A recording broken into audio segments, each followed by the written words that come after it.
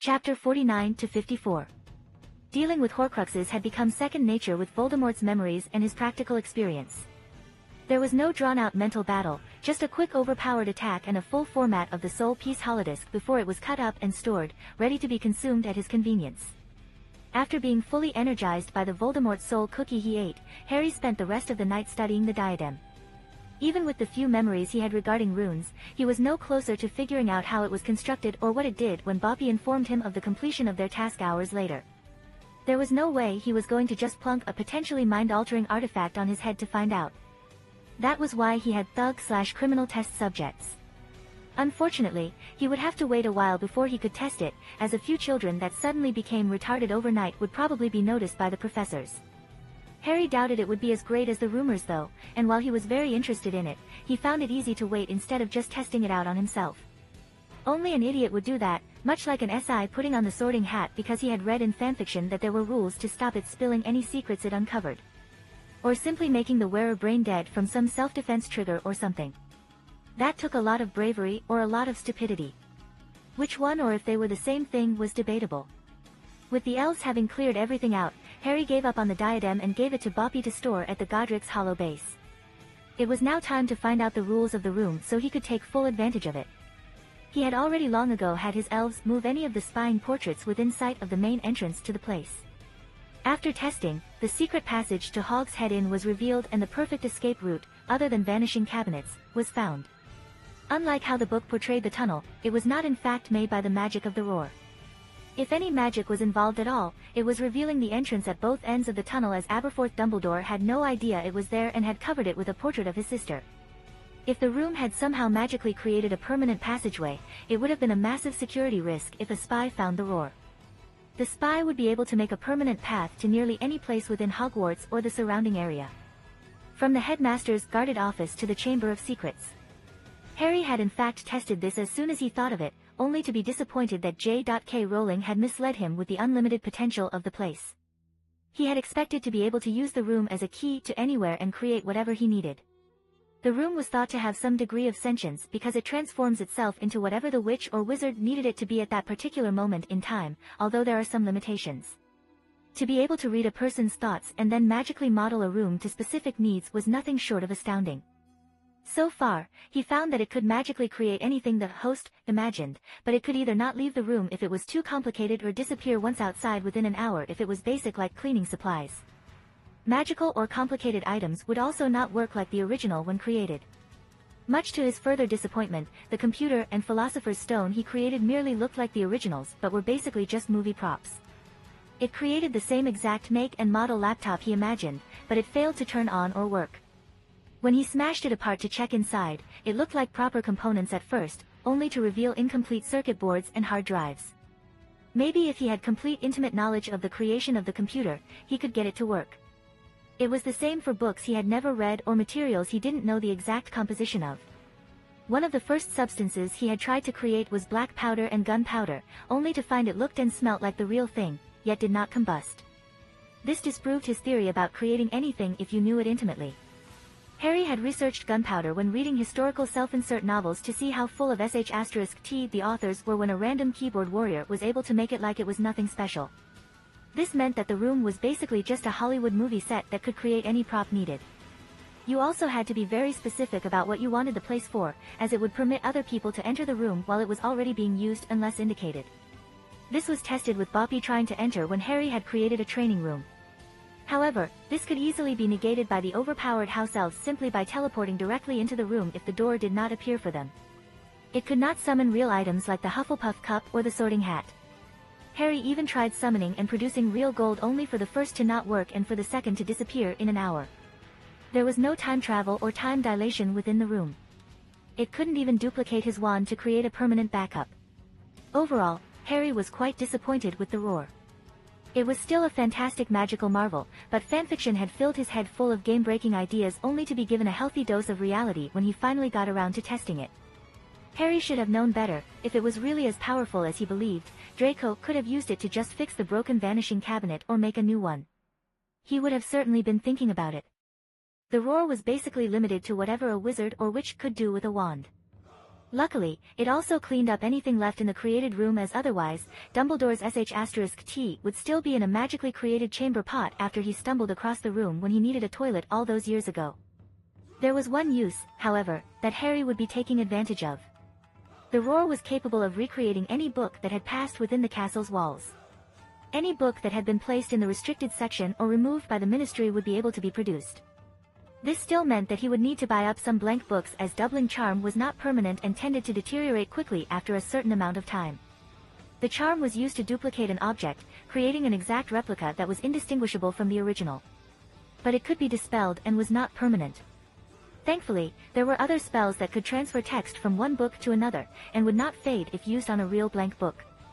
Updating his personal library would keep Boppy and his minions occupied for a while as they copied every book Hogwarts had ever seen.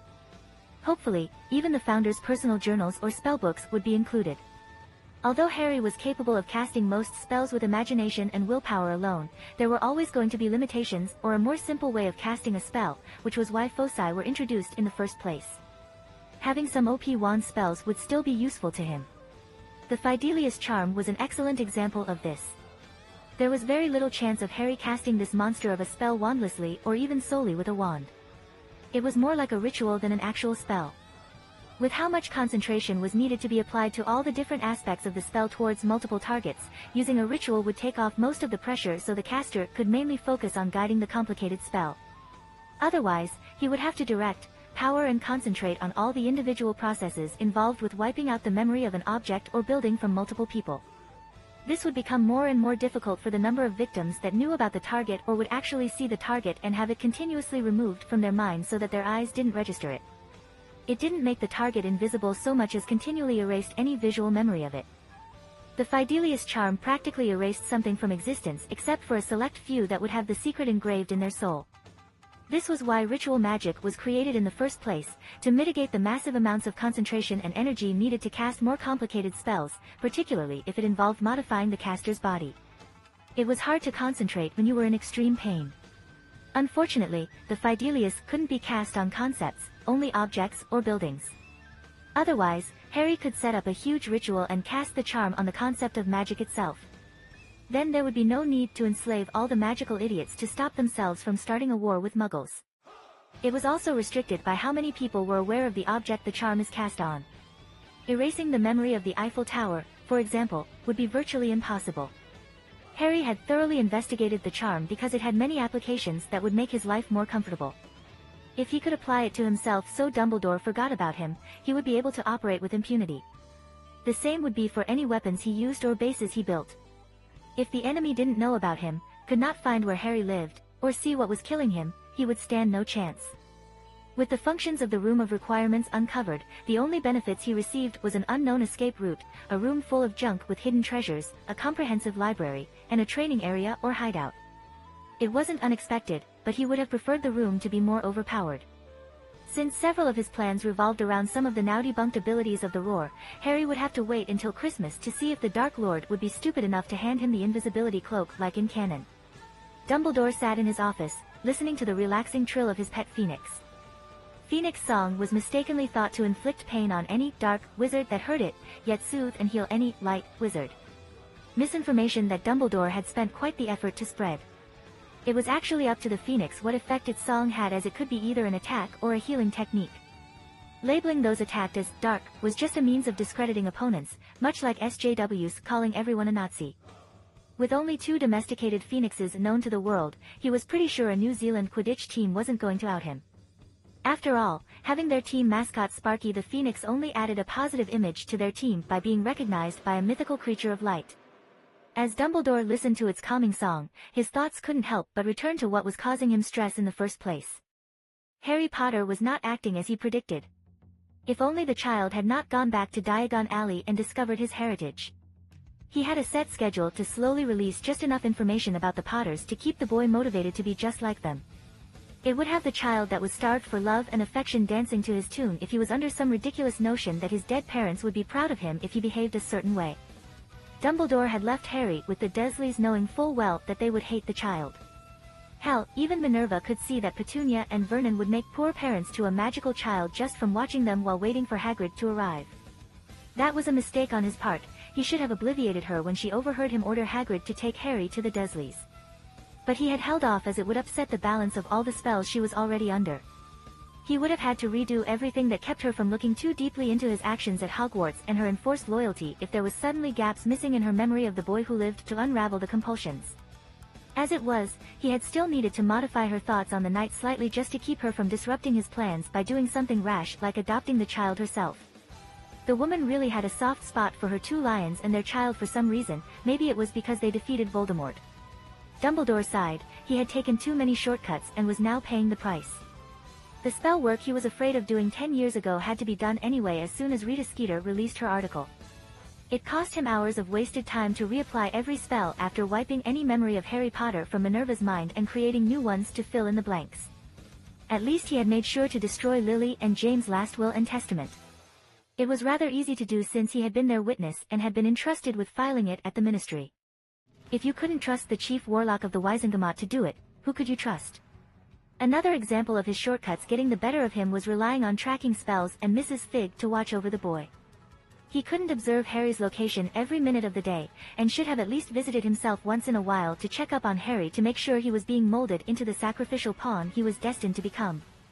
Maybe Hagrid wasn't the best person to send to introduce Harry to the wizarding world as he couldn't use magic to cast a compulsion on the child. But he wanted someone friendly and approachable for the boy to latch onto as a savior and react positively to whatever he was told.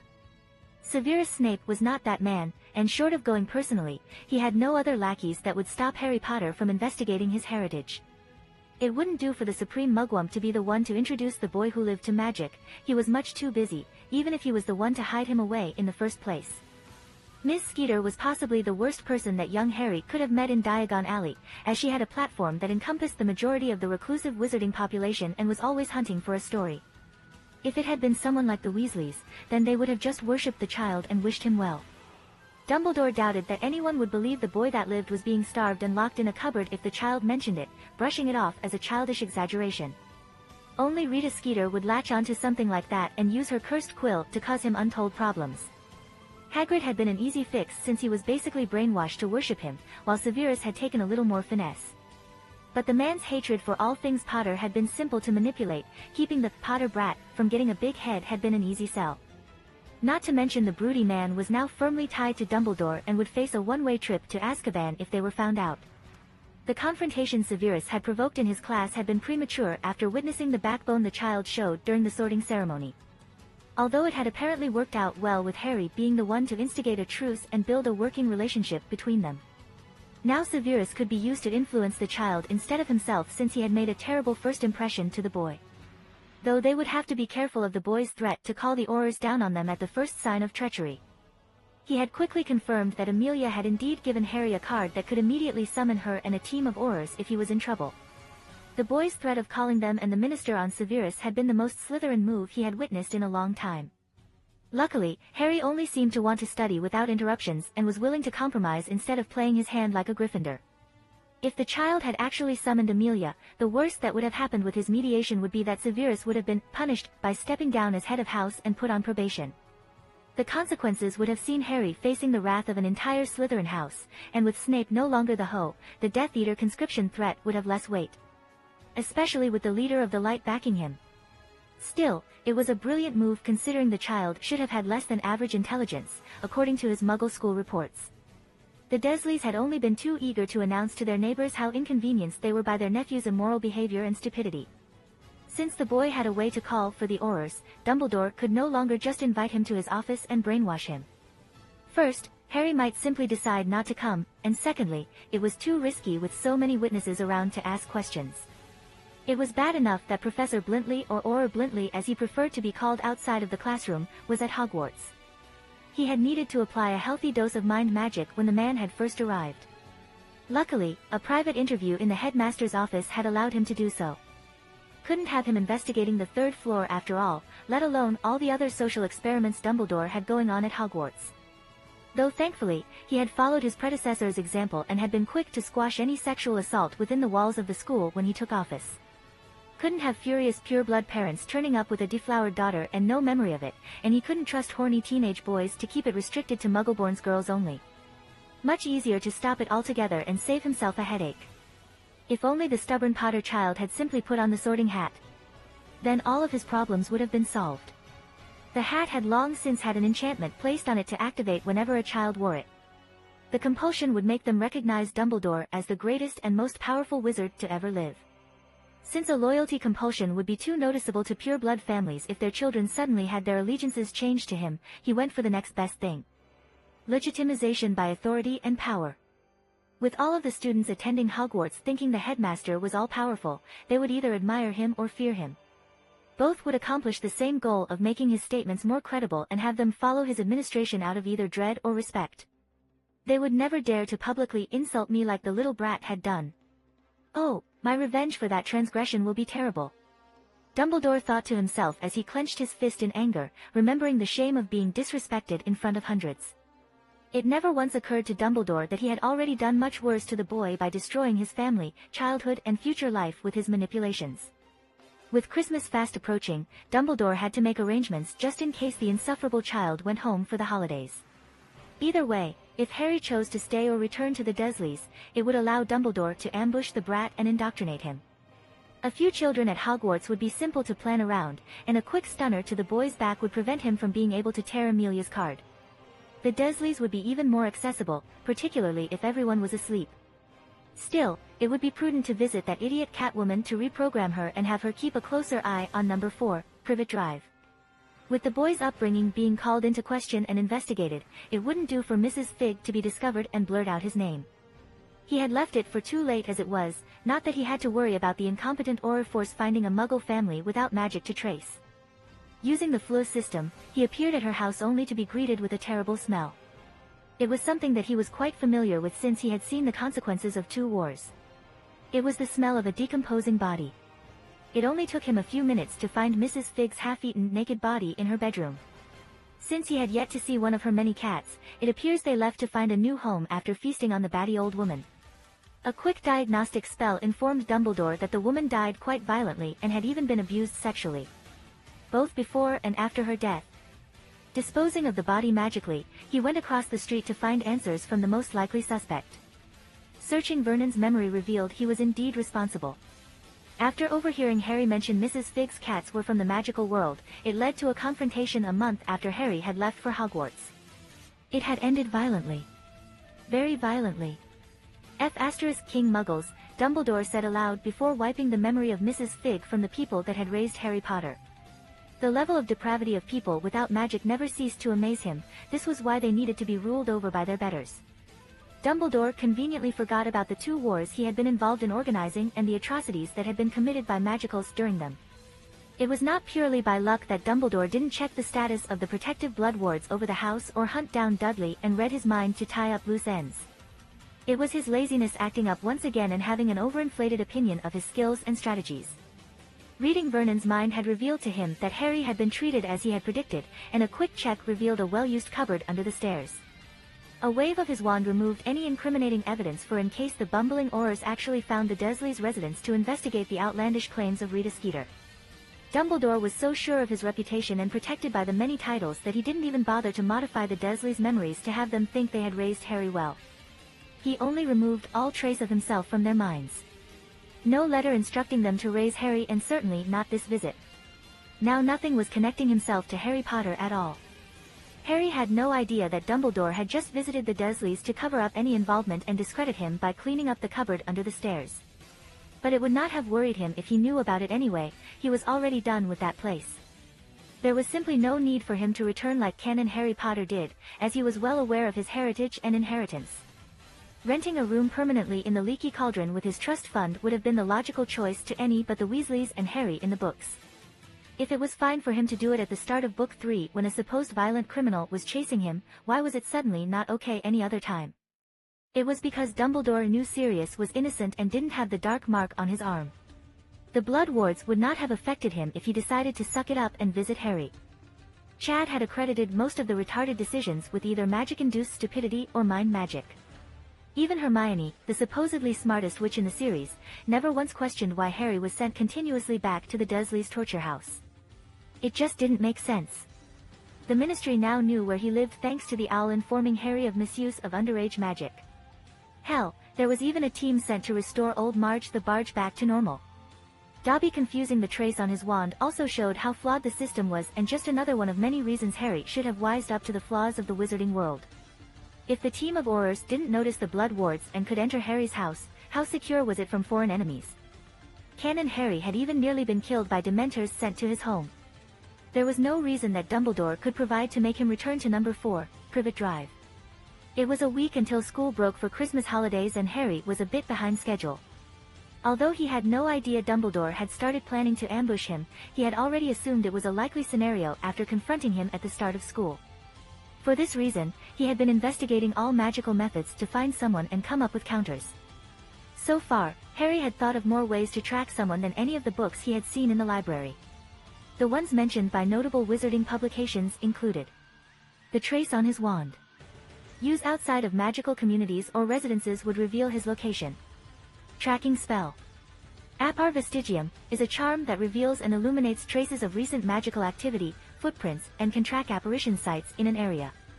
The human presence revealing spell, Hominum Revelio, is a charm which reveals the presence of other humans in the surrounding environment. Avansegum. This is a spell able to track an object back to its source. That was it. In hindsight, Harry should have expected such a weak arse result in his search for tracking methods. If there was an easy way to find people, then criminals and Death Eaters would have been hunted down as soon as they were identified. The Second Wizarding War would have been over pretty quickly. But that's not to say there weren't some overpowered methods that were overlooked by wizarding idiocy.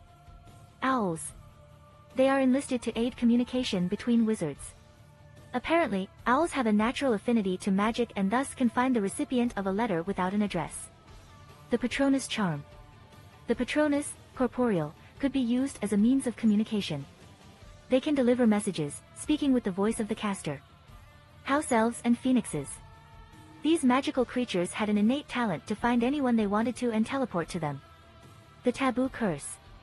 This is a powerful spell which designates a keyword to activate and reveal the speaker's location. Though he had to give credit to both Voldemort and Queer Albus for 2 of these methods.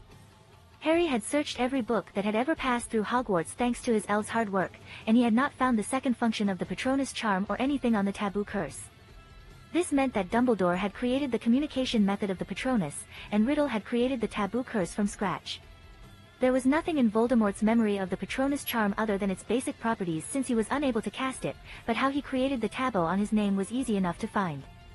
Harry had to admit he was quite impressed. And much like the methods he used to stop ambient mana from influencing his thinking, the Taboo Curse utilized a combination of various spells. It coupled them together to achieve something the magical government should have devised years ago to track the use of the 3 unforgivable spells. It was just another example of how dark wizards were able to threaten the rest of society with their power. They were nearly always someone that thought outside the box wizard kind had locked themselves into since hiding away from the world under concealing spells. Coincidentally, more often than not, they ended up confining themselves in magic-rich environments that would further cause them to act stupidly. Coupled with pride, this was Harry's best guess why they were so behind their ancestors in advances in magic and the Muggles in technology. They had fought in the Second World War against Grindelwald and must have seen Muggle weapons.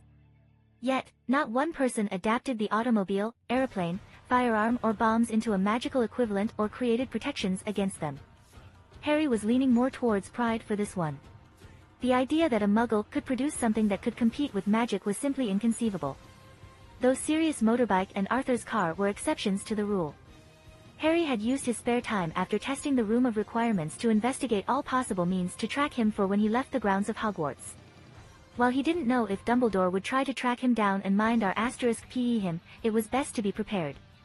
He had taken all possible precautions to prevent it from happening at Hogwarts just in case Dumbles lost all reason and attacked him, but the old goat had yet to make a move. He had not even tried to summon Harry to his office. Either way, with the foreknowledge that Dumbledore could utilize the Patronus Charm to find him and communicate, he was not taking any chances. He had devised countermeasures for each method he could think of that didn't already have glaringly obvious weaknesses or protection against. But he had gotten sidetracked halfway through. The trace on his wand could be circumvented by depositing it in a subspace like that of an undetectable extension charm or something similar, and hiding it in an unused base until it was time to return to Hogwarts would be all it took. Though he would miss his wand. He had become quite attached to it since he began using it to cast spells. It made channeling his magic much more comfortable than just doing it wandlessly. It now made much more sense to him why wandless magic had become nearly non-existent since they were created. If he had not had extensive practice without using one, he could easily see himself becoming dependent on it. Plus, his wand was made from ash wood and had a dragon heartstring as its core, making it quite suited to him. Ollivander's knowledge on wand lore provided him with why that was. Ash wands tend to cling to its one true master and ought not to be passed on or gifted from the original owner because it will lose power and skill. This tendency is especially valid if the core is constructed of unicorn hair, though old superstitions regarding wands rarely bear close examination. Still, it is believed that the old rhyme regarding rowan, chestnut, ash and hazel wands, rowan gossips, chestnut drones, ash is stubborn, hazel moans, contains a small nugget of truth. Those witches and wizards best suited to ash wands are not lightly swayed from their beliefs or purposes. Dragon heartstrings produce wands with the most magic power and are capable of the most flamboyant spells. Dragon wands also tend to learn more quickly than other types. While they can change allegiance if they were won from their original master, they always bond strongly with the current owner. Although they were known for being the most prone of the three cores, Ollivander used to have accidents, being somewhat temperamental. When ash wood and a dragon heartstring core were combined together, it had created a wand that would stubbornly cling to its one true master if he was dominant enough to be worthy. It was capable of channeling a lot of magic power for even the most flamboyant of spells and learned his spellcasting preferences quickly.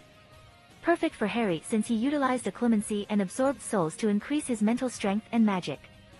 Not needing wand movements or incantations also helped to prove his suitability as the wand's master. Harry was quite impressed the first time he had used his wand to cast a spell, and after nearly 4 months of using it could feel how loyal it had become. It had practically become a part of him, like an extension of his arm. Still, 2 weeks of not using it was a small price to pay to stop a Dark Lord from appearing out of nowhere. Next on the list was the tracking spell, Human Revealing Charm and the Avensegum Charm. But these were limited to the immediate area or needed a focus-like part of Harry's clothing. All he had to do was make sure he left nothing behind that could be used to trace back to him. If Dumbledore got creative and sent him a letter just to follow the owl to his location, it would be a bit silly if he didn't know how to circumvent it. While the books he had read didn't list it as a means to track someone, they gave 3 ways to protect against unwanted mail. The repelling spell is a charm that repels small objects from escaping/entering past the designated border of the spell. Disguising spells was a series of charms that disguised or concealed the caster, thereby preventing anyone from reaching them.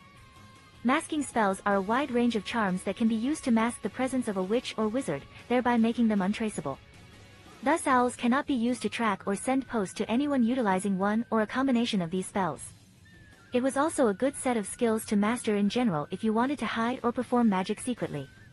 Just these alone would cover most of his needs for defense against being found magically. Tracking the Patronus charm was slightly more complicated to solve as there was nothing he could find to protect against them since everyone only used them against Dementors.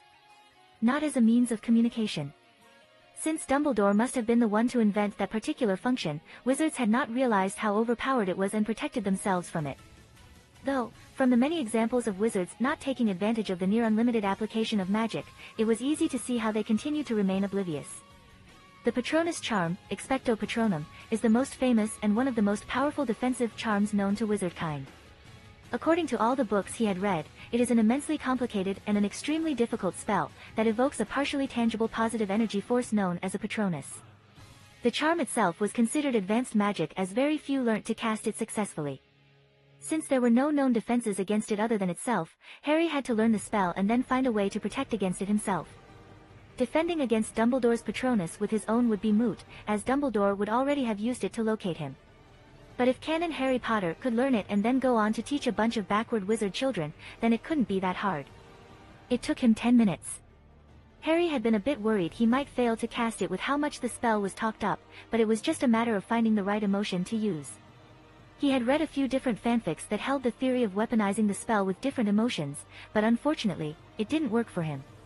Harry had sifted through his memories of different emotions with occlumency and started with the feeling of euphoria he felt when having sex. But this merely had the effect of spewing out an incorporeal silvery fog that indicated a failure. Cycling through different memories, it wasn't until he used the feeling of when he practiced magic for the first time and realized that it could be used to fulfill any and all of his desires that the spell worked as advertised. According to his research, the Patronus represents that which is hidden or unknown, but necessary within the personality.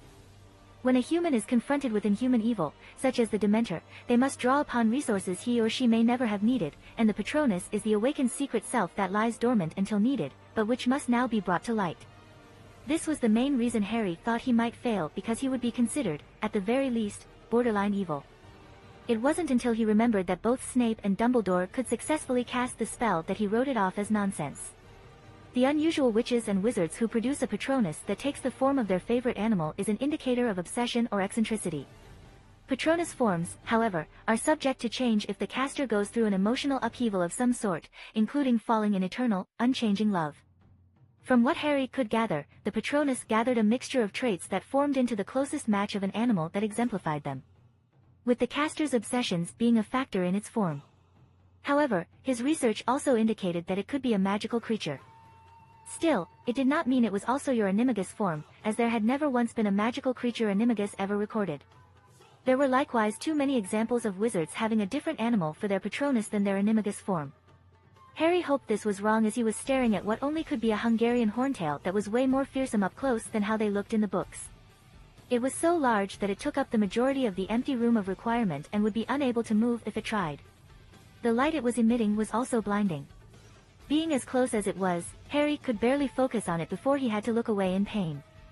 He was only halfway through the list of tracking methods to protect against, and he had already become distracted with cool new magic. Harry had played around with his new dragon Patronus for a couple of hours before he started to become tired. Mental stamina was pretty much the only factor that limited the size, time length, and number of spells a wizard or witch could cast before experiencing magical exhaustion. But only repeated training could increase it. Well, that and eating souls. He had been in the room of requirement as soon as dinner had ended, researching everything to do with magical methods of tracking or hunting. So when he started to feel tired around 2 a.m. after experimenting as much as he could in the limited conditions of the roar, sleeping sounded like a good idea. Having a house elf teleport him back to his room in the Ravenclaw Tower, Harry's head had barely touched his pillow before he was asleep. It was only a solid 8 hours later that he began to stir. Luckily, it was the weekend, and he didn't have classes. It hadn't taken long for Harry to reason out why his Patronus was a Kikar's dragon. Mainly, it was because that had been what he was trying to produce, and secondly, he shared more than a few traits associated with dragons. According to the Chinese zodiac, dragons symbolized such character traits as dominance, ambition, authority, dignity, and capacity. Dragons prefer to live by their own rules, and if left on their own, are usually successful. They're driven, unafraid of challenges, and willing to take risks. The Muggle mythology on dragons generally had them depicted as having an underground lair or cave and are envisioned as greedy, gluttonous with voracious appetites. The dragon is a symbol of evil, in both the chivalric and Christian traditions. But in the Orient, it symbolizes supernatural power, wisdom, strength, and hidden knowledge. In most traditions, it is the embodiment of chaos and untamed nature. They were also portrayed as very possessive of what they consider belonging to them. Any one of these traits could be used to describe Harry/Chad. And with the knowledge that the caster could influence the form the Patronus could take, who wouldn't try for a dragon? The result had been stunning to witness, way better than a poxy deer. The sheer size and brightness of his Patronus on his first cast had been from him focusing all of his power and concentration on producing the Hungarian horntail as large and realistic as he could. His magic had filled in the gaps and then overpowered the spell. The first cast had ended up using a fair bit of his mental stamina. Harry had then dismissed and recast the spell multiple times until he was able to do so comfortably. By the time he had tired himself out, he no longer needed the incantation or the wand movements. Just jabbing his wand and picturing his badass dragon with happy thoughts was enough to make it appear in all its menacing glory. He understood that happiness was the anathema of Dementors, but it made no sense for a defensive spell. Nearly any other emotion would be more rational to use, yet none of them would produce the same results as happiness. Magic, it just wasn't logical. But that didn't matter. After a week of practicing, he had been able to adjust the size, make it zoom across the room to Boppy and relay a message, and fail when he used tailor-made masking spells to prevent a Patronus from locating Boppy, even if he was in sight. During this time, Harry had been salivating over becoming an animagus and being able to morph into a terror-inducing creature of death and destruction. Although he didn't currently have the time to become one, and having such a colossal form would have its downsides. With such a large target, it would be easy to hit with spells. But that's not to say dragons didn't have any defense against this. Dragon hide is highly resistant to the spells cast by the average wizard, even capable of deflecting them. Also, having a massive fire-breathing tank charging at you wouldn't give you much time to act. Still, just like all living creatures, dragons can also be killed by the killing curse. But it would take multiple wizards or an exceptionally powerful wizard to cast it a few times to do so, as their magic resistance is legendary. So much so, that like the basilisk, their hide is used for magically protective armor by wizards. But imagine being able to fly through the air and spew down fire on your adversaries. Not to mention, suddenly becoming a massive death machine in an enclosed space with your enemies. There was also the problem with being outed as an illegal animagus. Animagi need to be registered because they can bypass specific magical securities, and the Ministry of Magic had used their brains for once to make a registry. Since it wasn't common for people to become an animagus, if they had a list of all those that could do so, their suspect list would be considerably smaller.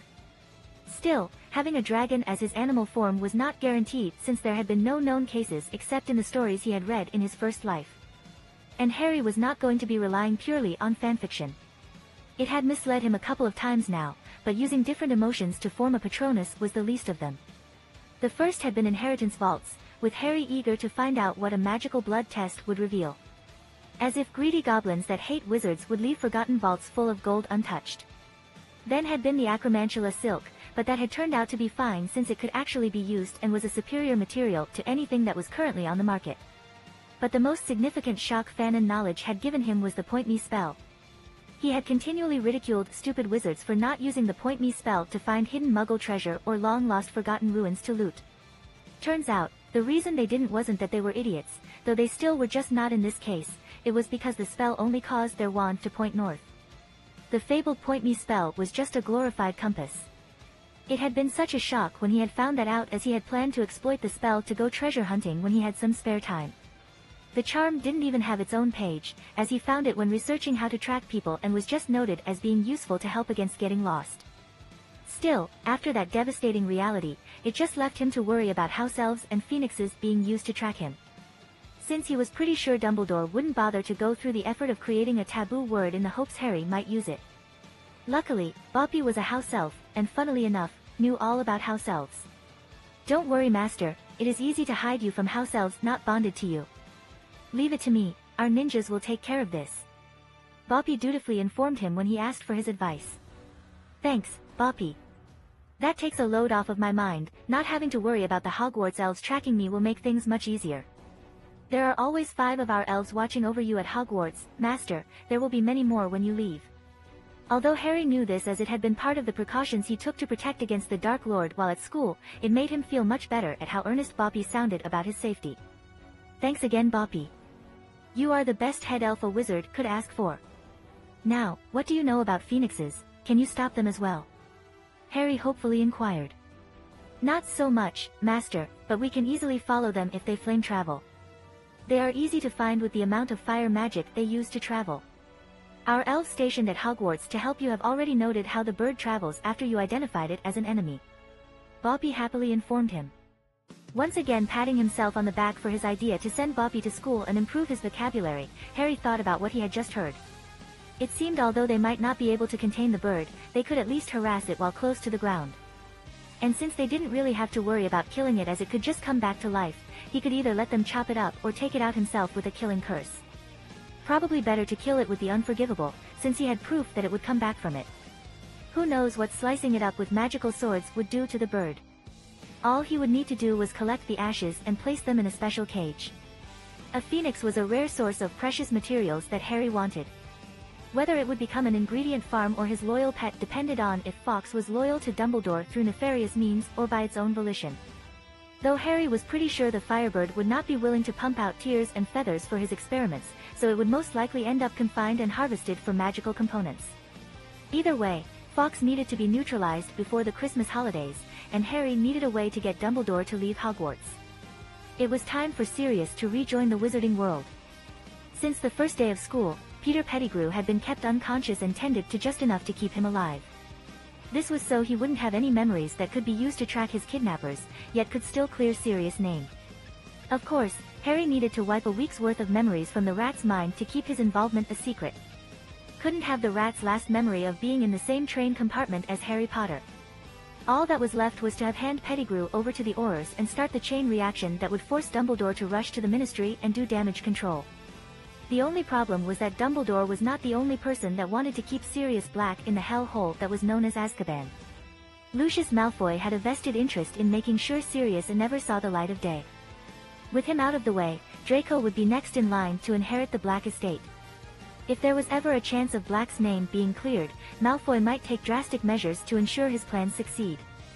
For this reason, Harry had chosen Rita Skeeter to be the one to capture Peter Pettigrew and release her story the same day she hands him to the Aurors. The publicity would have the best chance of keeping Sirius alive or risk having the whole wizarding community looking very closely at his death. Although having Rita hand over Pettigrew would have some problems of its own, like how she found him, when she captured him, why didn't she immediately hand him over? There were too many inconsistencies that would make Dumbledore very suspicious. As such, Harry could only implant some false memories in Peter's mind of going to live at the Potter's house in Godric's Hollow rather than keep being Ron's pet and meet Harry Potter, the boy whose parents he betrayed.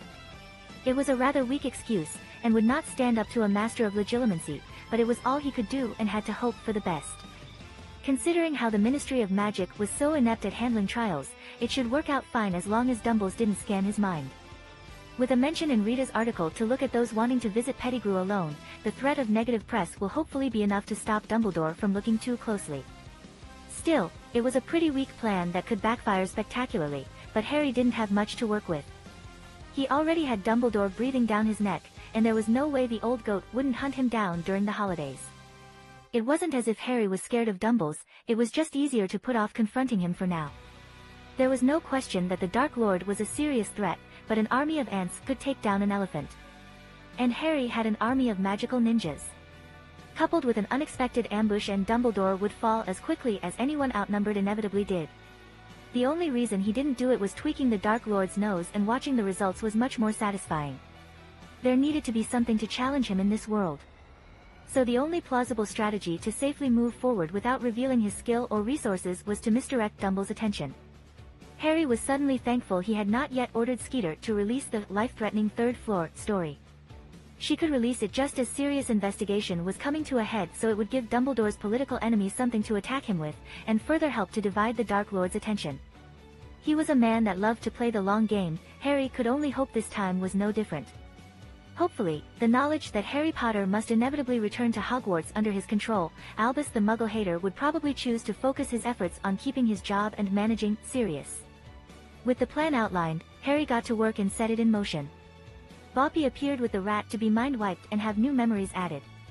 Peter would end up thinking he was extremely clever with concealing his tracks by substituting a modified rat to take his place. He then would scurry off to live in the last place people would think to look for him, Godric's Hollow. Harry then listed out critical points for Rita Skeeter to write an article with. Skeeter had the perfect excuse to be snooping at the place where the legend of the boy who lived began, since she had personally stated she would get to the bottom of who was responsible for Harry Potter's terrible childhood. Rita would claim to have seen Peter entering the cottage that had been preserved in its ruined state as a monument to the Potters, and would use his trespass as justification for stunning the filthy vagabond. She would then identify the scabrous creeper as Peter Pettigrew, the man awarded the Order of Merlin, First Class, for his confrontation with Sirius Black. This would kick-start her investigation into Sirius Black and find out he was Harry's godfather, and be the basis of her story and a government conspiracy to control Harry Potter. The delay in handing over Peter could be explained by her not trusting the Aurors. They did, after all, put an innocent man behind bars for 10 years, a lord at that. Harry couldn't wait to read it, even though he had been the one to list the salient points of the future article. But he was more excited to read it in the Great Hall and see the reactions of all the students, not to mention the teachers. 3 days before school broke for holidays, breakfast in the Great Hall of Hogwarts was interrupted by the mass invasion of feathered mail carriers. Lilith was no exception, as her glorious white form glided to a stop before him and hooted for his attention. The poor owl had been a bit neglected by Harry since he had so much on his plate. But he still visited her occasionally to praise her for becoming a school legend as the White Demon Owl, for attacking any that got too close. Her reward had been copious amounts of delicious bacon. Good girl. Harry praised while she preened as he pets her after removing her burden. Hoot hoot. Of course you deserve some bacon. Here you are. Harry agreed. Though he could not directly interpret Lilith's hooting, he could usually understand what she wanted to say. "How can you dare to get close to that monster?" questioned Cho Chang, as both she and everyone near Harry noticeably moved further away from the bird tearing into the bowl of bacon Harry had given her. "Lilith is a darling, aren't you, girl?" he said as he stroked her soft white feathers. "She just doesn't like noisy children." Before anyone could contradict this statement, a gasp ran through the hall as people had finally seen the headlines of the Daily Prophet. Sirius Black innocent. Government conspiracy to appropriate noble and most ancient house of Black. Peter Pettigrew alive and a marked Death Eater. Godfather of boy who lived, convicted without a trial. Holy shit. Harry thought Rita had gone a bit overboard with the headlines. Maybe Boppy's enthusiasm had been contagious, as Rita had taken to her orders with a fervor usually only seen in fanatical house elves. Still, it would accomplish what he wanted, and by the outcry from everyone in the hall, this was causing quite the stir. Harry had covertly glanced at the teacher's table and was rewarded with the sight of McGonagall gasping in shock with her hand covering her mouth. Dumbledore's grandfatherly act was still in full force, but the intense way he was reading this morning's paper belied his true feelings about the headlines. Not only would this cause Dumbledore to do some immediate damage control, but it also opened the door for much more chaos in the wizarding world. Dumbledore would cop some of the blame for Sirius' wrongful imprisonment, as he was the chief warlock of the Wizengamot, but the more severe damage to his reputation would be to his order of vigilantes. In canon, Dumbledore had masterfully turned Sirius into an ally and hosted the Order of the Phoenix at his house. Although his loyal members might be upset with him for letting a faithful member go to Azkaban, having Sirius, the aggrieved party, on his side would negate any fallout. It was a political masterstroke, and since Sirius was just happy to be away from Dementors and see Harry, Dumbledore had even used him as a pawn to further manipulate Harry Potter. When even your long-lost dog father tells you to spend your holidays at the Dursleys, you don't have much choice. This time, however, Dumbledore will not have Sirius to cover up his blunder, as Harry had already very specifically outlined Rita Skeeter's future actions in his last set of orders. By the overzealous way she wrote today's 3 different articles, he was sure she would do what was needed. As a renowned ladies' man, how could Sirius not listen to the now beautiful reporter responsible for helping his godson and freeing him? Harry planned for Rita to use the Harry lasso to keep the dog under control until he could meet with the man. Harry. Hearing his name, he looked up to see Hermione holding today's Daily Prophet and rushing towards the Ravenclaw table. Neville was following behind her, but only at a fast walking pace, his upbringing shining through and not allowing him to run in the dining hall. As if Hermione shouting his name had broken the spell, everyone that had either been intensely reading the paper or excitedly discussing the scandal suddenly realized they were sitting near the boy that was directly affected by the circumstances they were so engrossed in. If Harry had not known this would happen, then he may have been caught off guard by the sudden attention of hundreds of people. As it was, even forewarned and having the mind of an adult, he still became a little bashful under everyone's pitying looks. It wasn't like he had stage fright or was overwhelmed by crowds, it was just slightly embarrassing to have so many people pity him while he was the one that had engineered the entire situation. If he was not a master at a clemency, he might not have been able to pull it off at all and accidentally let out a smirk. As it was, the slight hunching of his shoulders and bowing of his head to hide his face was mistaken for whatever emotion they thought he should be feeling. He couldn't care less what feeling they believed he was enduring, as long as they didn't know he was amused by the whole situation. "Oh, Harry, I'm so sorry. Are you okay?" Hermione asked, trying to show her support. The question was somewhat redundant because if he was not okay, there was nothing she could do about it. Unless she felt the sick need to know when he was feeling sad to make herself feel better about herself. Since Harry knew she was just empathizing with him, he said what nearly everyone in his position would. "I'm fine, Hermione, but thanks for asking. Since I started researching about my parents and what happened that night, I had always thought something was off. Miss Skeeter has just confirmed my suspicions, and now I owe her even more of a debt." He replied, trying to sound bummed out. "Sorry that you had to find out about it this way, mate." Neville added, trying his best to console his only male friend. "Thanks, Neville. Don't worry about it, this is good news even if it is confirming my suspicions that someone has been manipulating my life." "You really think so?" gasped Hermione.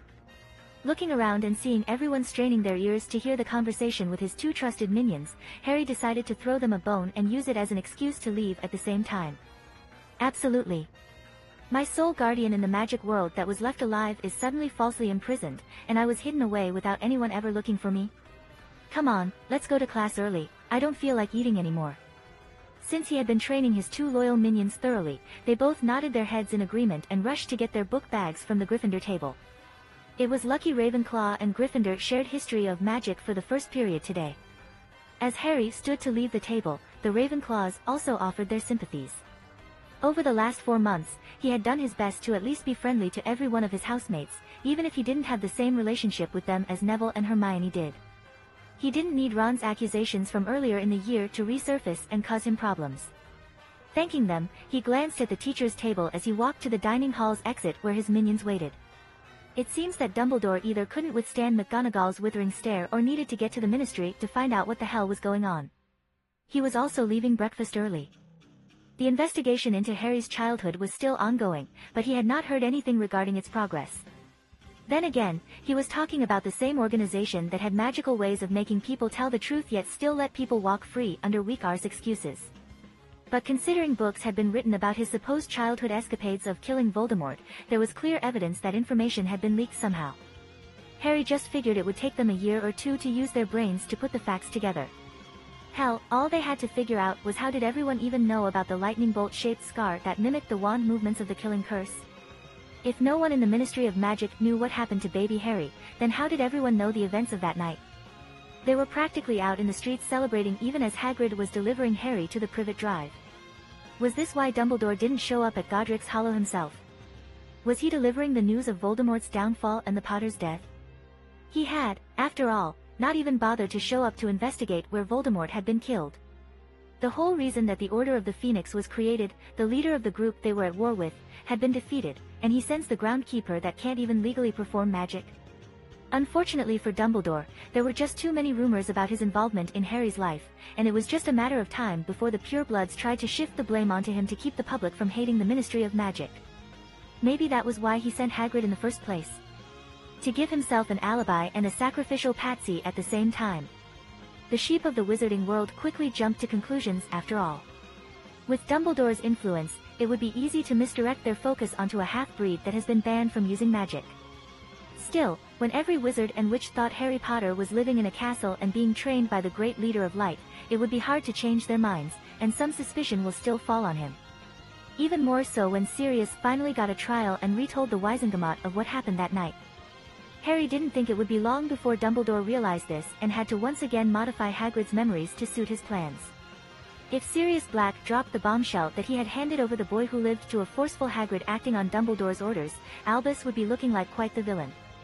As the trio of first-years walked to where history of magic was taught, Harry proceeded to reassure Neville and Hermione that he was fine. Since he had taken them under his wing, they had become loyal followers and practically worshipped the ground he walked on. This had been the first time that perfect Harry Potter had shown any sort of predicament, and they were quick to try and repay the gratitude they felt from him saving them from a friendless life. In their view, their savior needed their support, and they could only let him know they were there for him. Really, I'm fine guys. I'm just thinking about how else the person responsible for kidnapping me manipulated my life. Harry reassured them after continued prodding at his silence as they walked Hogwarts halls. What do you mean? Asked Neville confused. Well, if the Ministry was not involved in placing me with the Dursleys, how did they know I had a scar on my forehead and that I was responsible for you-know-who's downfall? Hermione's jaw dropped so low that it reminded Harry of the exaggerated way cartoon characters showed their emotions. Oh, my God. I never thought about that. You're in modern magical history, the rise and fall of the dark arts, and great wizarding events of the 20th century. But it never said who witnessed the event, just what happened. How could I have missed this? The bibliophile questioned, as much to herself as to Harry and Neville. Of course, Harry wasn't going to point out that she had probably been negatively affected by the concentrated ambient magic of Hogwarts. Telling her that would just make her paranoid and possibly tumble onto the fact that he had been training her into the perfect minion. Instead, he just supplied her with an answer that would further show himself as a person worthy of her worship. It has been a working theory of mine for a while now, but I didn't want to say anything just in case the person responsible for my misery would find out. But you and Neville are my best friends, and I trust you more than anyone.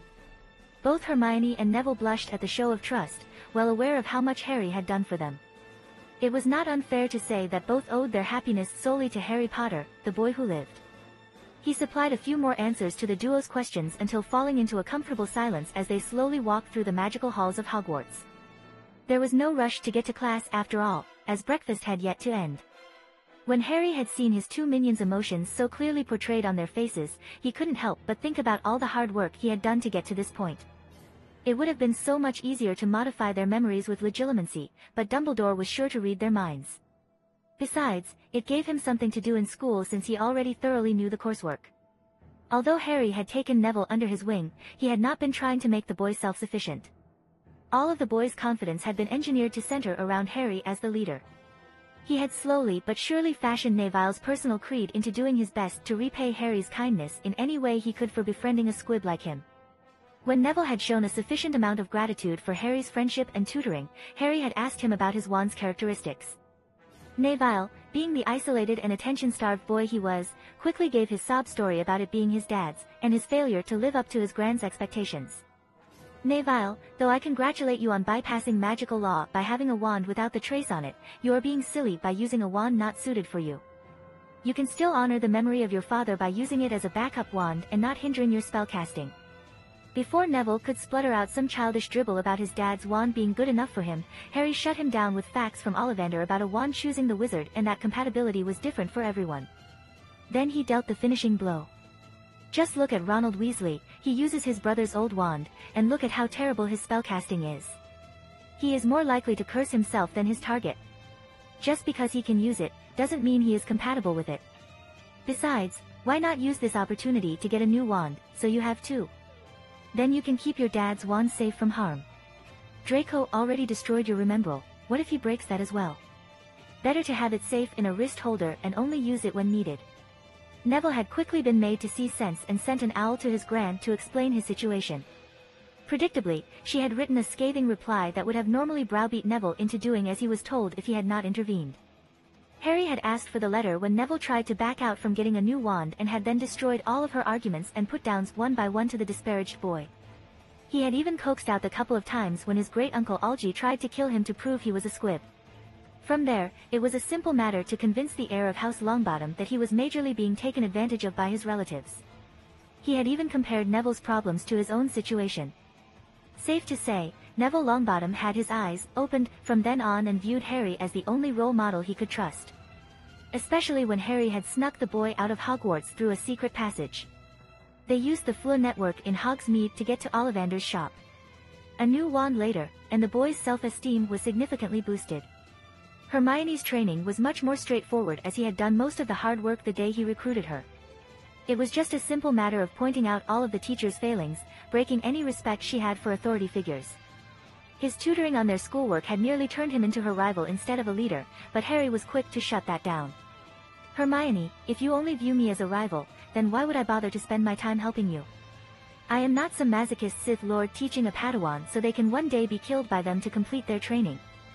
I spend time with you because I thought we were friends, but if you are only using me so you can beat me in class then I have severely misjudged you. Even though people's opinion of her had considerably improved for the better, Harry was still her only friend besides Neville. And if Harry broke all ties with her, she was smart enough to realize Neville would as well.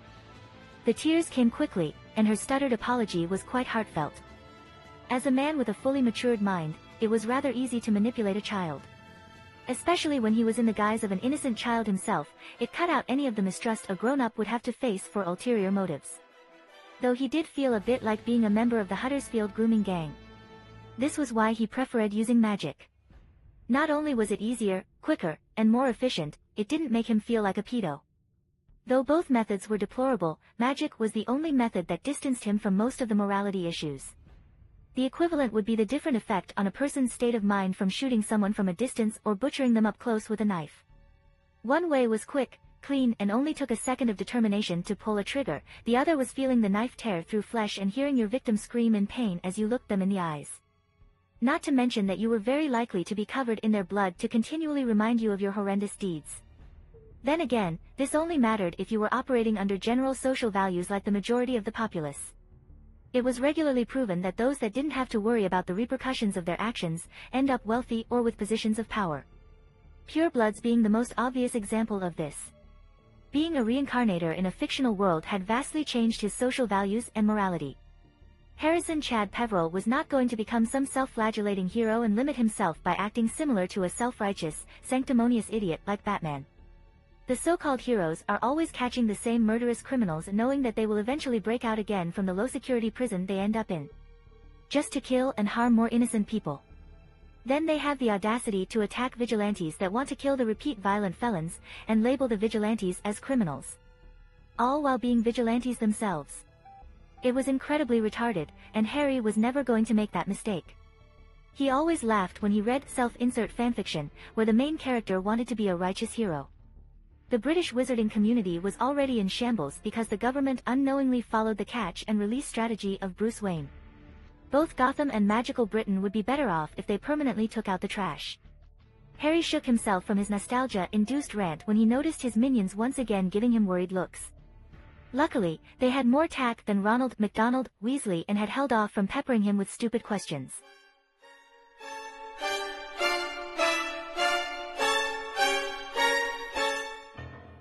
If you like this content, don't forget to like and subscribe. See you later, bye bye.